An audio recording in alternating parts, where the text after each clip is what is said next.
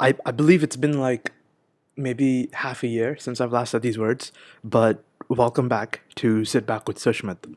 Let's pay a bit of a tribute to the episode that I'm naming this episode after. In that episode, I said that the last time I recorded was September 6th of 2020. Ironically, the last time I recorded in my current timeline was November 6th of 2022. In that episode, I had said that I had stopped recording because of boards. Board exams are basically final exams. Your like school board will assign them. I had IB boards, which are like even more impactful than the boards I was studying for back then. Like they decide your future and stuff, where you get into college, job stuff, I guess. Uh, but yeah, I think it's a case of like life imitating art. If the art was like a teenage dude's like really random podcast. But I feel like the most beautiful thing I said was that the past 2 years have brought forth change. And I feel like that has reigned true even today. The last 2 years have brought forth a lot of change. Let's give a small life update. I am now legal. I am 18 years old. You can be like surprised by that fact. You can go like, or you can be horrified by the actions that I can now partake in now that I'm legal. I also got into college. I'm going to Northeastern University in like 33 days. I'll be studying media arts and communication studies. So yeah, I actually made it, guys. Another thing, it's pretty obvious if I'm going to college, but I graduated. I've graduated high school, and I now feel that there is no purpose. No, I'm kidding. Okay, um, like the past 2 years, like the last 2 years of of schooling, past 2 years of IB, past 2 years of like hanging with new people, meeting new people, having some new experiences. Uh, like I've kind of picked up and learned many things, and like I think it'd be cool to talk about that, right? Uh, One of the big things I've learned is that change is ever present. There will always be change to some form. Uh, and there will be change in your dreams unless you've been dead set on it for years. But for someone like me who's very volatile, not volatile, but mercurial in like career choices, for example, I feel like there will be ever present change. Let's give a really simple example.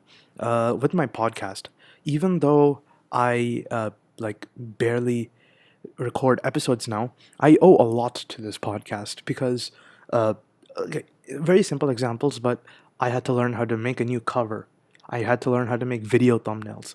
And because of that, I learned photo editing. Because of that, I learned how to play with text, typography, and that led me to graphic design. So the amateur podcast to graphic design pipeline is a very real thing.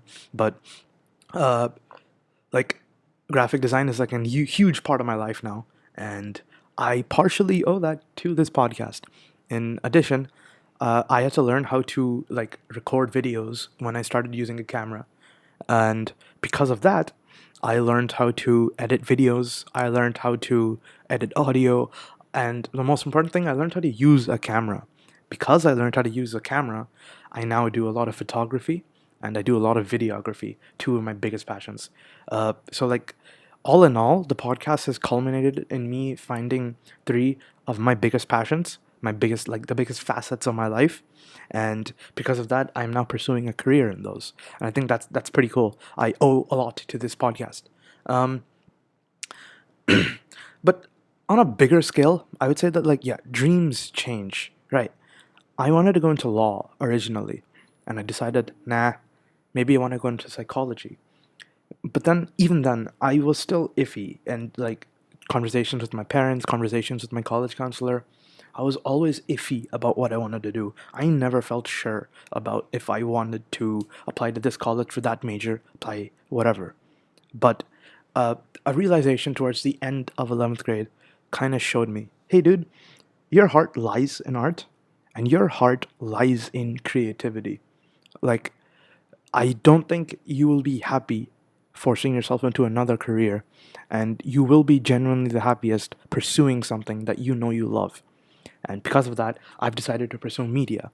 It's a very random example, but that just shows how your dreams can change in just 2 years and how change is going to be ever present. even smaller dreams. I thought that I was going to be a hotshot content creator. I used to make like funny reels. I used to make like commentary videos. But now I'm a completely different type of creator. I'm now one who tries to make art, tries to portray a meaning in my content, not the simple type that I used to do. But yeah, it's a very like random example, but another really cool example of how stuff changes. Um, Even if change is ever present, some things will stay the same. Fun fact, so I started the podcast because I felt that I wasn't heard. I never felt heard. And because of that, I decided, hey, let's start a podcast. I want to voice some things. Uh, I will feel more heard if I speak, whether it be to uh, a random online audience, whether it be to myself, whether it be to my friends who are listening. But yeah, that's like a main thing. I started this podcast because I didn't feel heard. I think the beautiful thing is that the avenues I've discovered through the podcast, which is like graphic design, photography, videography, have shown me entirely different new ways to feel heard, to express myself, to speak. And yeah, it's a very cool thing. Some things will stay the same, even in that constant change. Uh, think of it like positive entropy. Like there will always be something that's like pushing you to change, but I feel like in some forms there will be a steady state equilibrium. You will have some things that you will stick to. um, Another thing I've learned is that change, this ever-present change, will lead to a lot of goodbyes. There's going to be goodbyes to your friends. There's going to be goodbyes to family. There's going to be goodbyes to your pets. And I'm saying this because good saying a goodbye to like my dog Sushi, for example, is probably going to be the hardest. Your pets can't comprehend that you're gone or that you will be coming back. It's been hard saying goodbye to some friends of mine, having to see them leave, knowing that hey, I may not see you again. But I feel like okay, this is something said to me by someone I no longer associate with, but this is still a wise thing that he said. Uh, the fact that you can feel sad about saying goodbye to someone is somewhat beautiful because that means that that person has had a good impact on you. They have a meaning to you, they have a bond with you. Because of that, you regret having to leave them. You do not want to say goodbye. And that reigns very true. I believe it's a very beautiful fact. Um, on the topic of goodbyes, there's another thing where you have to realize that there will be a lot of lasts, and because of that, you have to appreciate what time you have left. Right? Uh, you'll realize that this is your last class. This is your last gossip session. This is your last hangout. This is your last bitching about a teacher. This is your last day of school. This is your last day here. This is your last time, and you have to learn how to appreciate those gaps, that time in between. I'd ask my dad, like, hey, what do you think about like what should I talk about like in terms of graduation and like because I was clueless about the podcast. He said talk about the vacuum between graduating and like then. But I feel like it's not much of a vacuum, is it? Yes, I feel like I am in a limbo of sorts where I feel that I don't really know what to do right now. But I feel like that time is the most essential to learn how to appreciate if you haven't figured that out already, because that's where I would assume you're most free. You've been liberated from the shackles, not really shackles, that school impose on you, and you get to really be in your emotions. You really get to be uh, vulnerable. You get to be like you get to see that there are things that you appreciate, and you get to show your love to them. You get to show your appreciation, and that's like a really big thing you have to realize, especially in like the last 2 years of school, especially in 12th grade. Yeah, that's about it. uh, there's a lot of things you'll realize. For example, like my honest view on friendships is that it's because I've moved around so often, I struggle with making close friendships or friendships that last.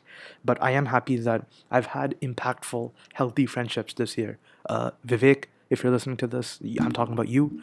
But very simply, I believe that, hey, my friendships are healthy. They may not last long. I don't see myself being in contact for much more often. And I feel like that is okay.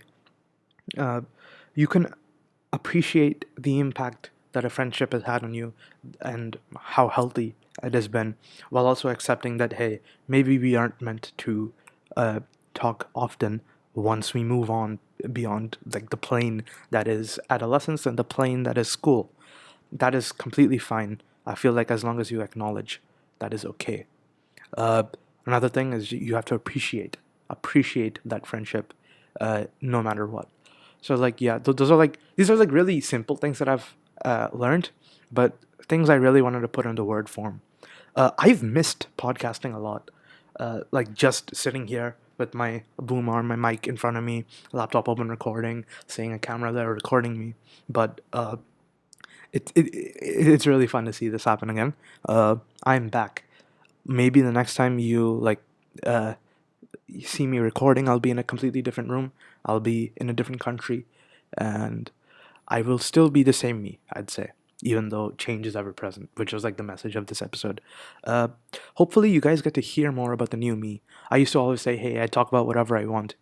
I will still, but with the new things that I've learned, the new me that I have become. And I hope you guys get to hear about my growth. I forgot how exactly I end these episodes because like it's been a while, but Sushmit out.